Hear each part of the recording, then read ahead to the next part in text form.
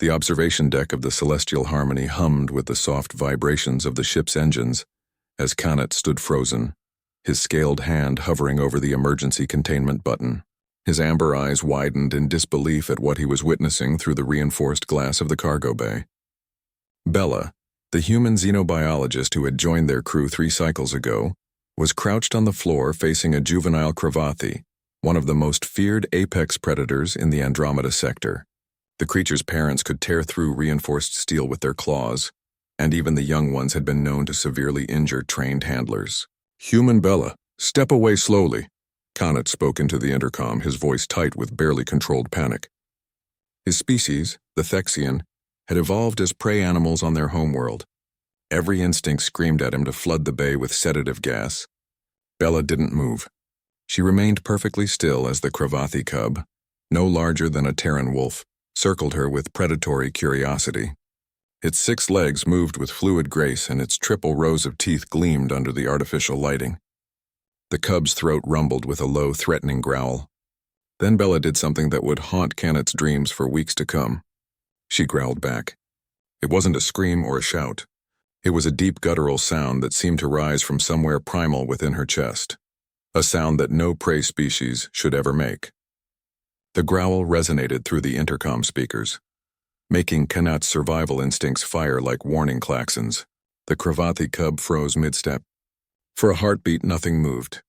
Then, to Kanat's absolute astonishment, the predator cub's aggressive posture melted away.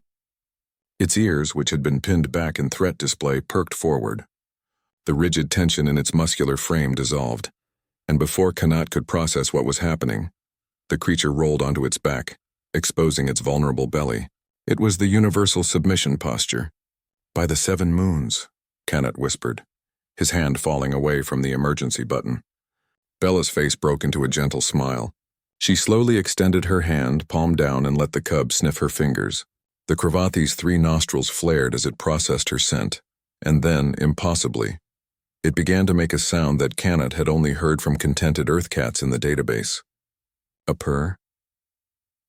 "Good baby," Bella cooed, scratching behind the cub's multiple ears with the confidence of someone who had done this 1,000 times.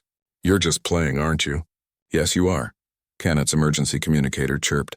Captain Thren's gruff voice crackled through. "Kanat, status report. Sensors detected an aggressive display in Cargo Bay 3. "Captain," Kanat said slowly, still unable to look away from the scene, "you're not going to believe this." Within minutes, half the senior crew had assembled at the observation deck. Thren, a battle-scarred Korthan warrior who had survived 3 wars, stood with his forearms crossed, watching in silence. Dr. Vess, the ship's chief medical officer, whose species had no concept of predation, had to sit down. "This is impossible," Vess murmured, her translucent skin flickering with confused bioluminescence. "The Cravathi are solitary hunters. They don't submit. They don't play. They certainly don't expose vulnerable positions to potential threats. Humans are apex predators on their world," Kanat explained, though he was still piecing together the implications himself. "But they're also social pack hunters. They understand the language of dominance and submission in ways we don't." "She didn't hurt it," Thren observed, and there was something almost reverent in his tone. She could have. The moment it showed its belly, she could have struck a killing blow. But she chose to comfort it instead. Bella was now fully engaged in playing with the cub, using a piece of cargo netting as a toy. The Cravathi pounced and rolled, exhibiting behavior that researchers had never documented in the species. Its movements were joyful, almost puppyish. "Humans," Kanat said thoughtfully, "are perhaps the only species that evolved as both predator and prey. They understand fear intimately, but they also understand the hunt. They can switch between the two as easily as we change our environment suits." "That's not what frightens me," Captain Thren said quietly. "What frightens me is that she knew exactly what to do.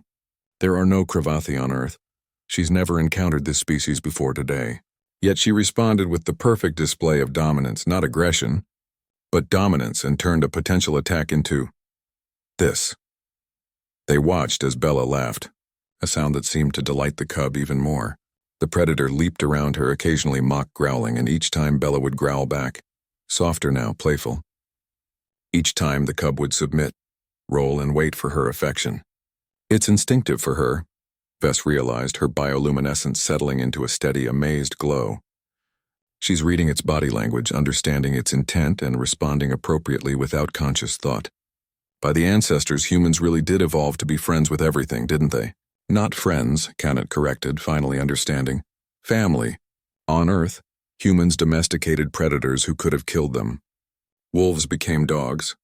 Large cats became companions. They didn't do it through fear or force alone. They did it through understanding and mutual respect. Captain Thren uncrossed his arms, a gesture that conveyed respect in Korthan culture. When we return to Thexos Station, this footage goes into the galactic archives.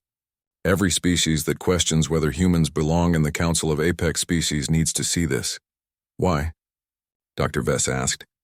Because, Thren said, his eyes never leaving Bella as she sat on the floor. The deadly Cravathi cub now curled contentedly in her lap. Any species that can make a friend out of a predator without breaking their spirit is more dangerous than any weapon we could ever build, and more valuable than any ally we could ever hope to find. Bella looked up at the observation window and waved, completely unaware of the profound shift she had just caused in how the galaxy viewed her species. The Cravathi cub yawned, showing all 3 rows of its terrifying teeth, and nestled closer to her warmth. Canet waved back, a smile spreading across his scaled face. Humans, he thought. They really were something special.